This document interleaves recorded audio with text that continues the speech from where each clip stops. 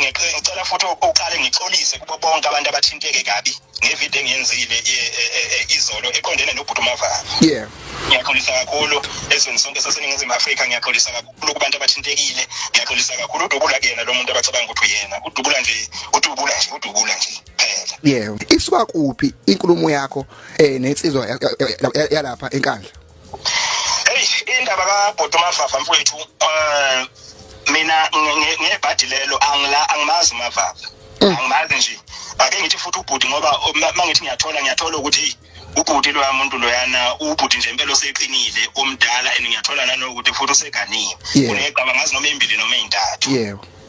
Ngokukhulu ukuthobeka, ngiyathobeka kakhulu kuyena, ngiyathobeka kakhulu emndenini, ngiyathobeka kakhulu kubafowethu abasondelene naye uBhuti omdala. Bengingamazi la engisola khona, ngisola enhlambeni engikhiphile.